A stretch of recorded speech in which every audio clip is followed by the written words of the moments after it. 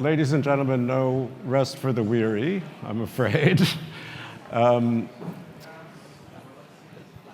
You've just heard, I hope you've heard what one of our young leaders said. Again, just to reintroduce myself, I'm Steve Erlanger. I work for the New York Times. I'm the diplomatic correspondent based in Europe.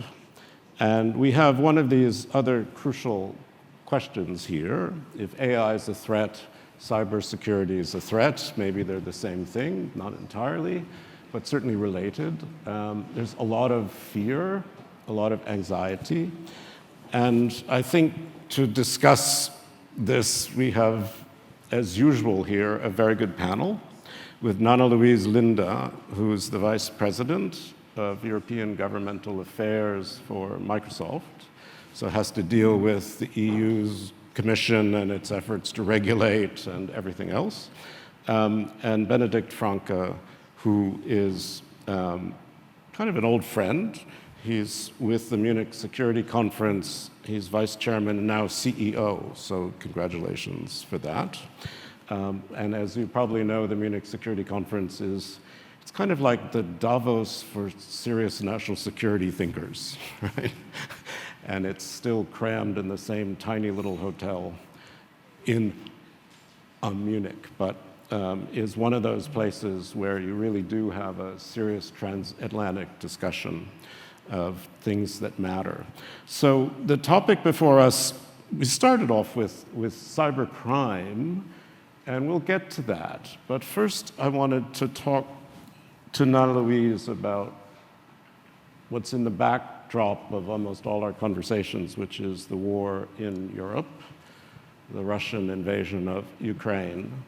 And in that war, there's a secret war. There's a war we don't see, which is the war of cyber attacks and disinformation. And I know your company, Microsoft, but also Google, others, have been working very hard with the Ukrainian government to try to help defend itself. So I wondered if you could just tell us a little bit about the nature of that threat and how even Ukraine's friends or allies, I don't know if you're being paid for this or not, are sort of helping Ukraine. Yes, of course. Are you being paid for it, first of all? Please, Nanna-Louise, go ahead. Yes, no, thank you for that question. And I think it's appropriate to start with the war in Ukraine. It's something that we've been engaged in very actively, unpaid, from the start of the war, even before. Because of all the signals, 65 trillion signals that we analyze every day. 65 trillion. Trillion signals that we analyze every day in order to make sure that our customers are safe. We have certain insights and information that governments don't have. So we early on saw that something was going on in Ukraine, and we collaborated with the Ukrainian government and gave them the information that we had. So we've been very open about that. We have issued a transparency report about everything that we've seen and everything that we have worked with the government around, seeing 600 attacks on 100 different government and organizations in Ukraine. And what we've also been able to do is to see, when there will be a physical attack. Mm-hmm. So this has been very helpful that we have been able to see some patterns, not only when would there come a new cyber attack and help the Ukrainian government prevent that, but also when will the next physical attack happen. Mm-hmm. So that has been very important work, I think. Do you do that for any other country? Sorry? Do you do that kind of thing for any other country? Not in the same extensive way, but we do work with governments all over the world. But I mean, are these political choices made by Microsoft, or are they contracts? Or, I mean, do you just decide, well, I think this country's a good country, so I'm going to help it, and this country's a bad country? It was a little bit a unique decision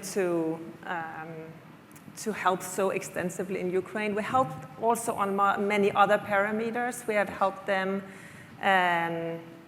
combat the misinformation, and this is also something we do in other countries, but something that's also unique to Ukraine is the work that we've done together with the International Court of Justice in order to ensure documentation for war crimes, so that we're using our AI technology and collaborating with a company that does satellite images, so that we can all these images and analyze them with our AI systems, and thereby see exactly how does it look, how does this building look before and after an attack, when did the attack happen, were there civilians inside, and so on.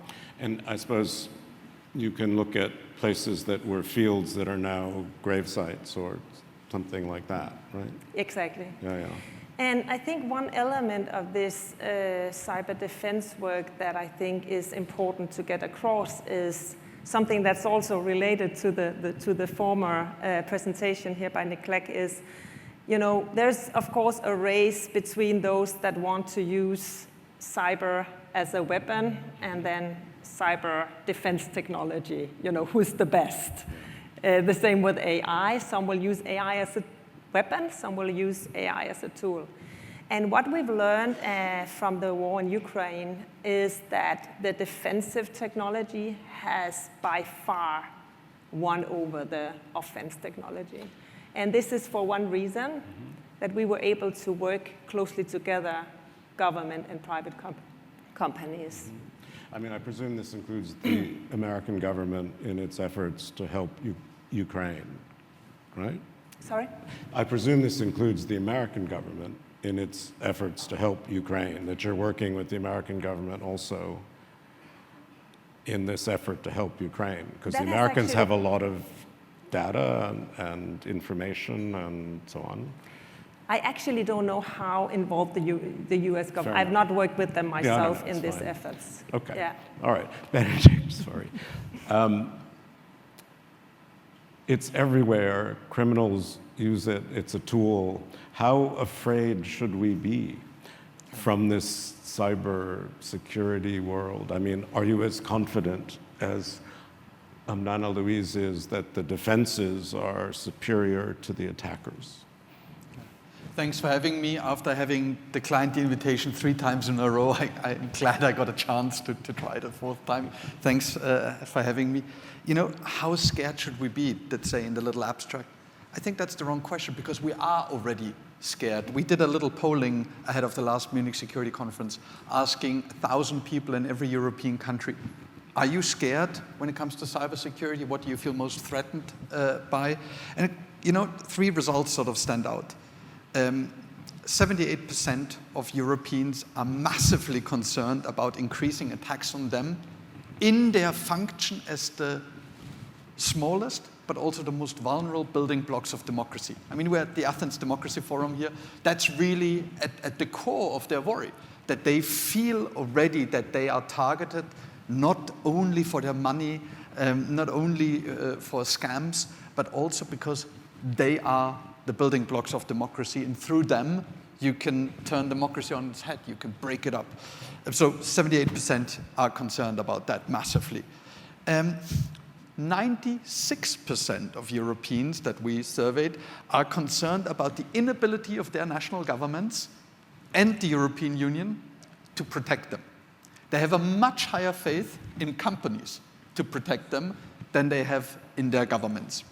And I guess that's true for both Nick Clegg and for Microsoft, Europeans aren't quite sure about the US component of that all. There are a good 60% who are worried about having their data stored outside the European Union, that are worried about US government intent. In Germany, we still talk about Angela Merkel's mobile phone being hacked by the US government. No hard feelings, but it's still a thing.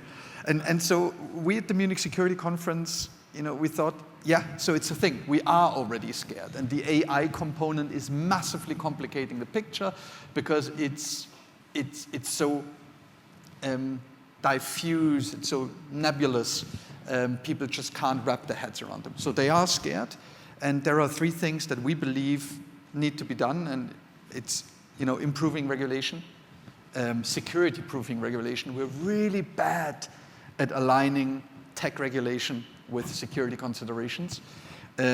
We need to get much better at aligning the transatlantic tech agendas.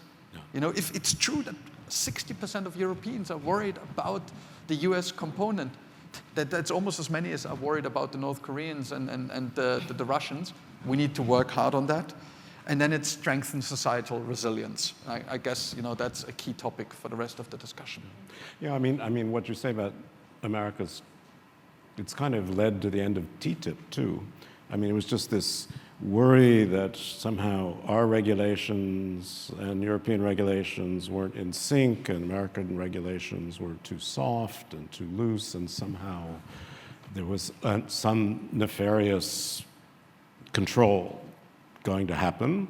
Though I must say, I did tell one of Angela Merkel's people that they should have given her a more modern cell phone. Might have helped. She insisted on having an old one. So never mind. Please, Nanna-Louise, go ahead. No, I just thought it was really good points that you mentioned, and I think there's one more thing we need to do, if I can add one to your list. In this world we live in, we need norms. One thing that was really great after the World War II in 1949, that the world came together and adapted the Geneva Convention that really spells out, how to protect civilians in times of war. And I think we should really think hard about whether we could do something like that, how states can act against each other when it comes to cyberspace. So like a Geneva Convention on digital. Well, what I was going to ask you, which really flows from that, is you're dealing with Brussels constantly. I mean, the Commission is trying to, in its own way, to be the world's regulator on digital issues, and is it doing a good job? Is it adequate? I mean, does it make a difference, or does it just make all of us, whenever we get on a website, go, yeah.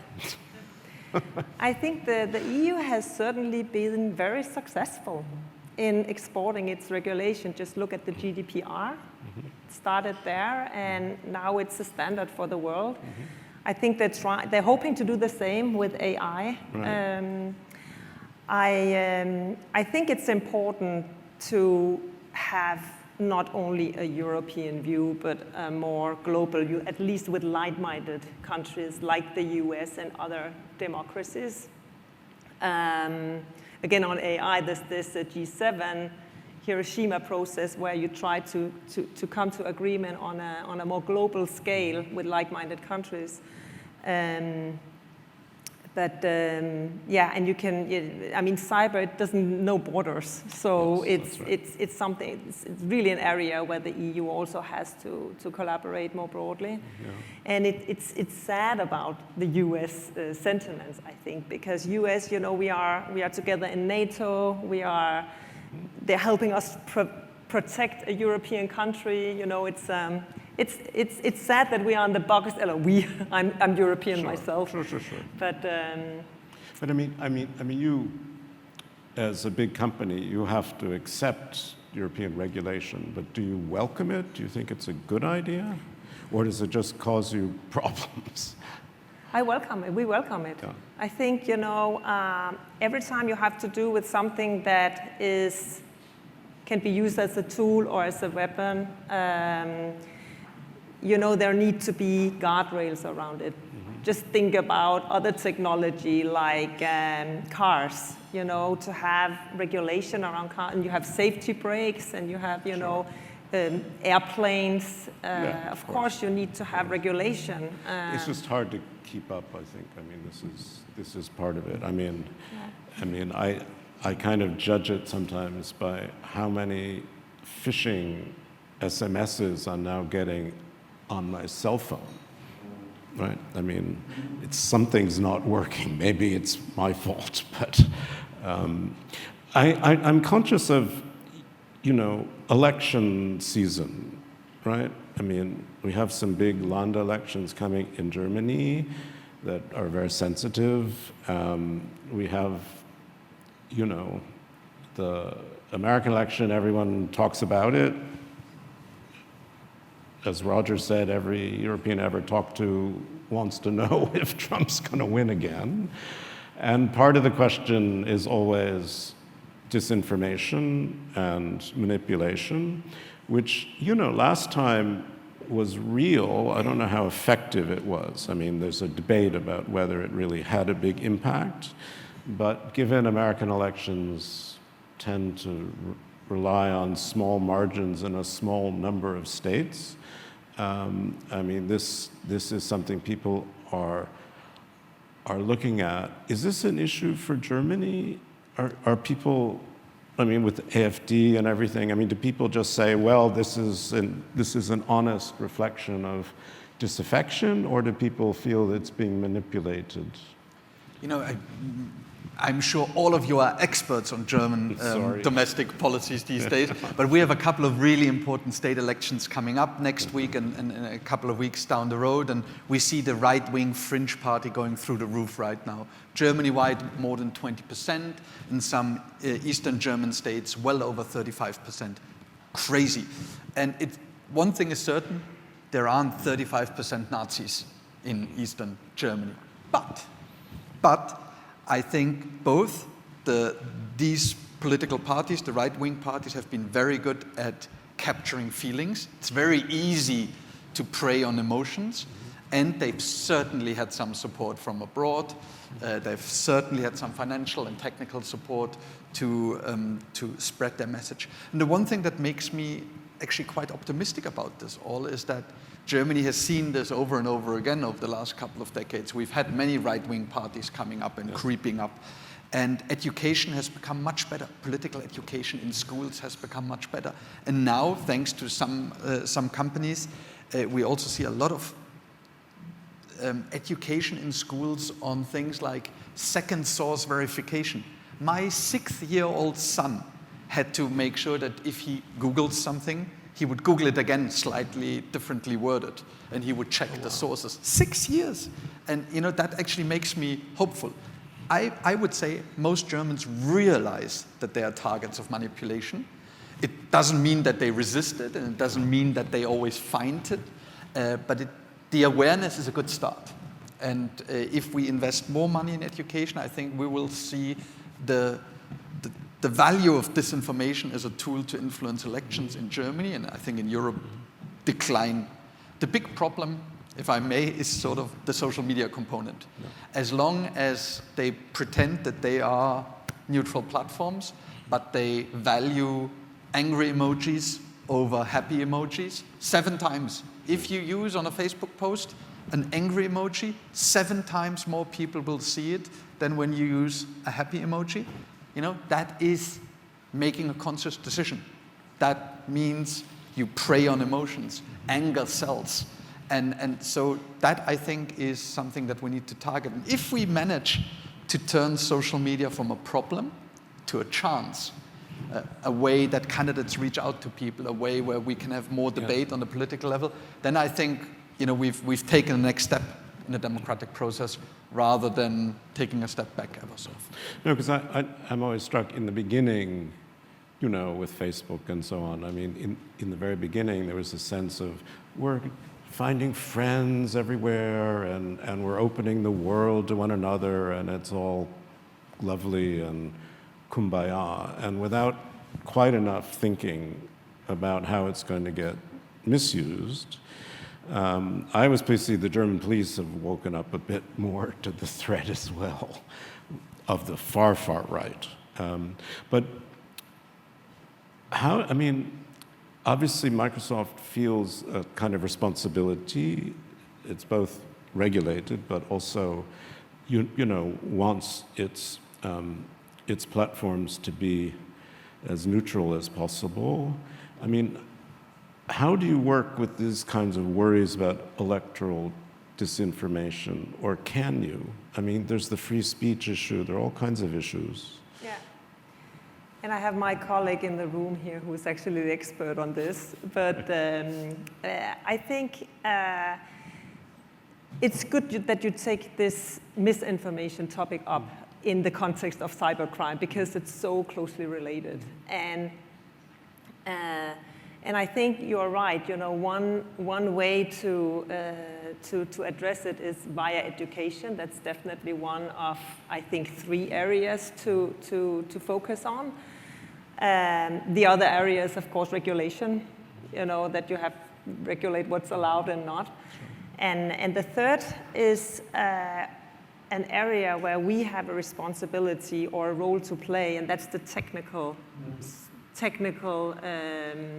solutions. So, for example, the watermark that we also heard about in the session before, that we're also working very closely with partners on different watermark solutions, so that you can really make sure to take the original content and watermark it, and that watermark cannot be removed. So you would be able to verify if this is the original content or not, and if it's been verified. And I think in the elections, this will be very important. Was it 2 billion people who will vote? I think it's the biggest amount of people in many, many years in one voting year. There's the EU elections, there's the US elections around the world. So I think it's an important year to really see if we can make progress on these 3 areas. Yeah. Well, I hope we're able to do better. On the issue of cybercrime, I mean, a colleague of mine, David Sanger, wrote a very good book called The Perfect Weapon, which was really about the use of cyber in military purposes, but also because it's very hard to track it. It's not really sure where an attack comes from. I mean, people are very good at kind of hiding sources. Of course, we're getting better at finding out where things originate, but still, it's a great battle. But also just in the criminal world, do either of you have much of a sense of how big that is, the black web, the crime, the manipulation of money? I mean, it's enormous, I think. And do you think we're making any progress in sort of combating it? I mean, every day I hear from, you know, you can read tales of some innocent person who, you know, lost all their money. You know, there are gangs that are very good at manipulating people psychologically. I mean, you get this fake demands constantly, and they're getting better and better. And I mean, even if you don't know the sign, I mean, do you have a sense this is the wave crashing over our heads, or are we able to win that battle slowly also? I'm looking at you. I don't know if you know the answer. I'm looking at you too. I'm happy to take a go. I'm happy to take a go. Yeah. I think there's a lot of question in your question. One thing for sure is true is that these attacks, including state attacks, they do impact real people. And we saw that also with the old NotPetya attack in Ukraine. You know, that I actually went to Kiev when that happened and talked to real people because we really wanted to understand how this was impacting real people. But I think the answer to your question is probably 2 things. One thing is, again, education, like we've done with spam. You know, how do you identify a spam mail? You know, what do you need to look for? What should you not click on? So education is one of the answers, I think. And the other answer, again, is the technical solutions. And they're also, with spam, for example, we have the spam folder. And I think AI is going to be the game changer here. You know, if we can take the power of AI to help us identify patterns and have red flags go up if something is wrong, I think could be a game changer. Can I add something? You know, I'm not into cybercrime, but geopolitics, and the two intersect in a couple of questions. State-sponsored crime, we've already talked about, but state-tolerated crime is, I think, even more interesting.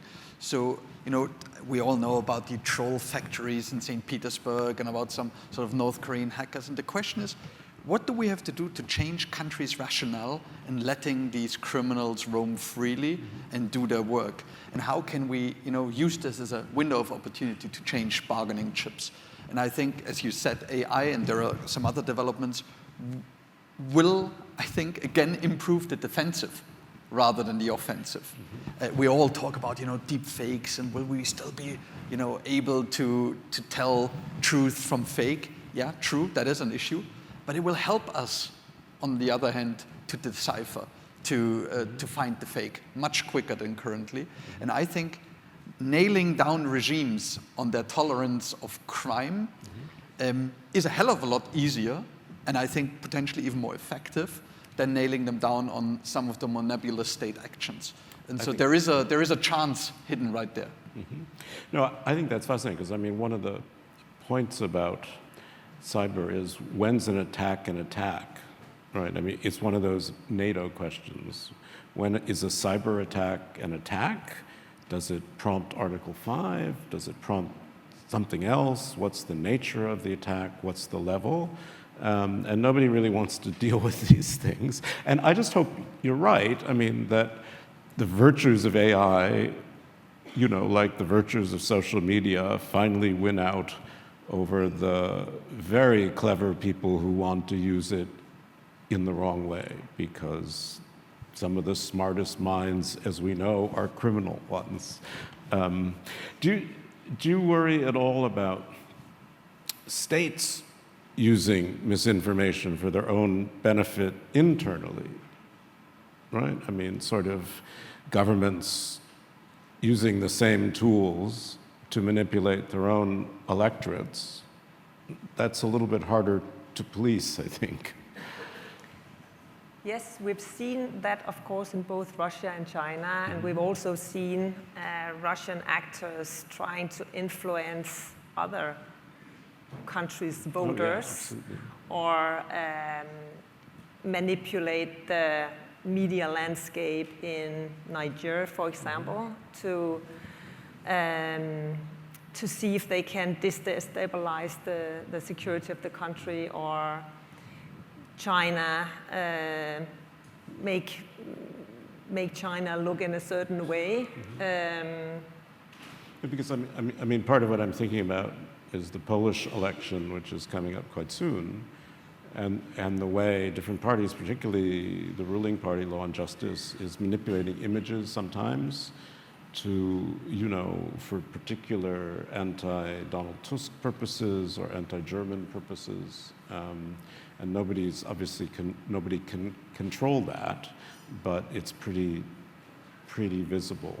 I mean, there are lots of topics here, and we don't have tons of time left, but it is, I hope, the kind of topic that prompts questions and brief comments.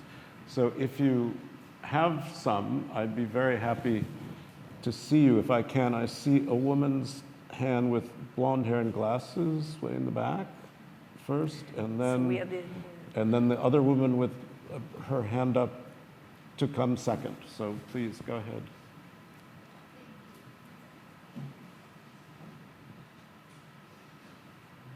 So we are the courageous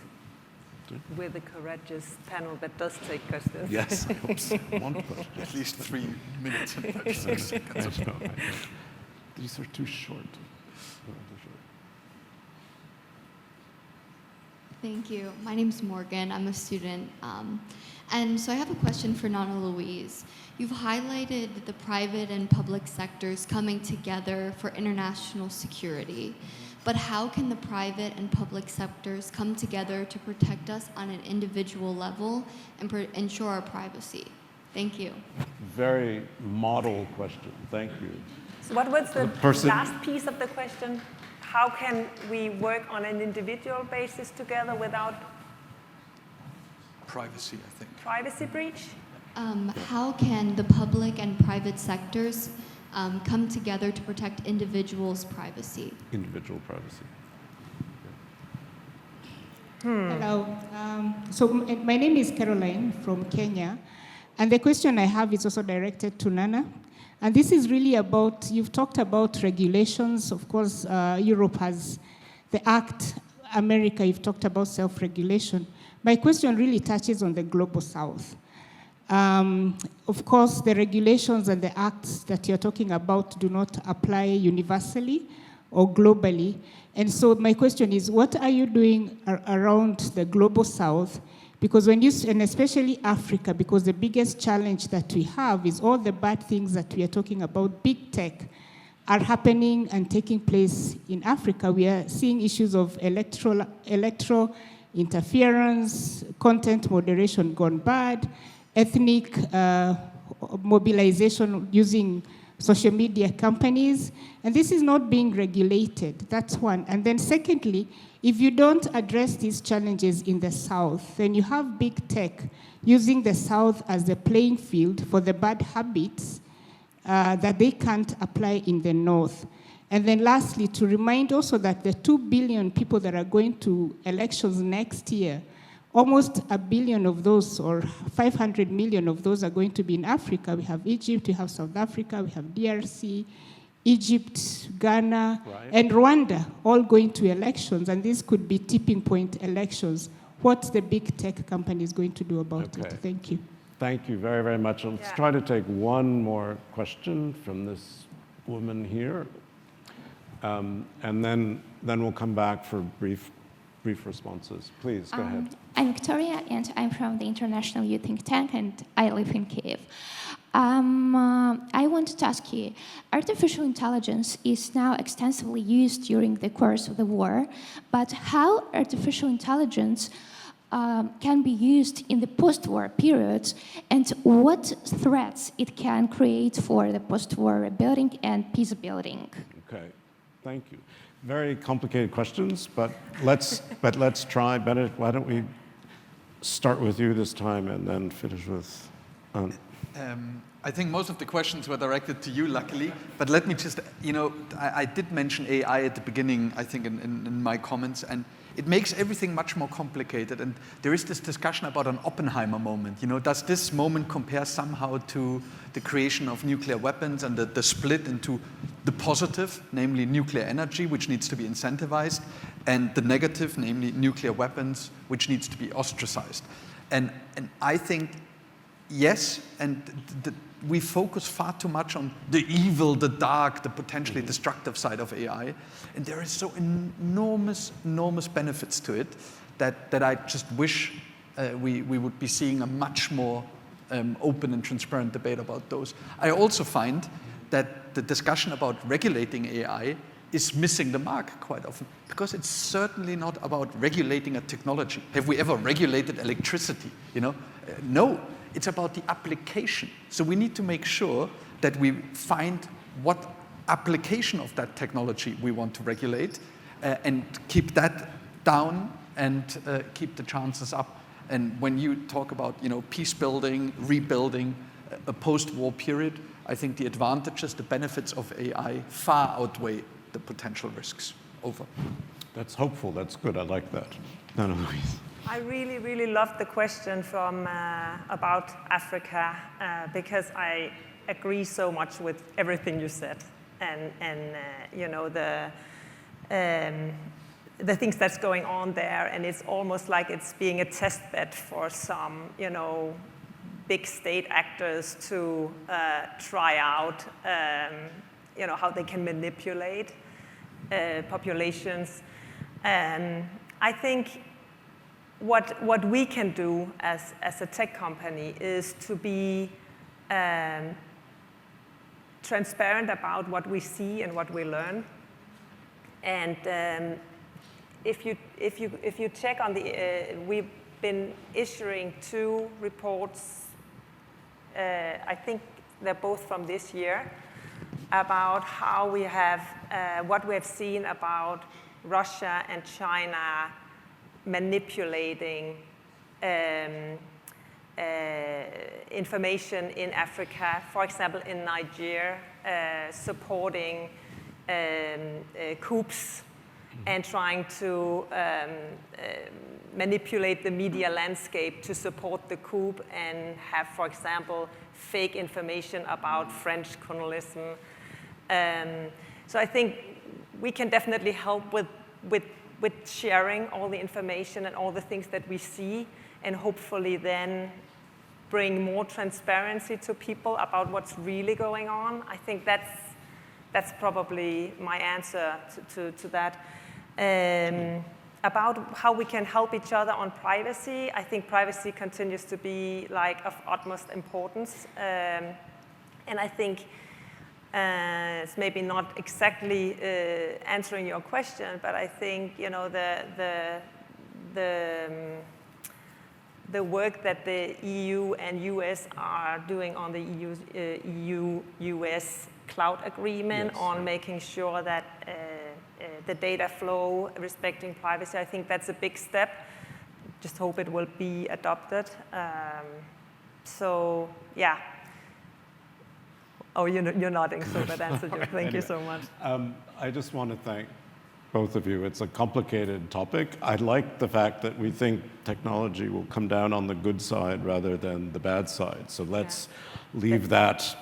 And thank you both very, very much. Great.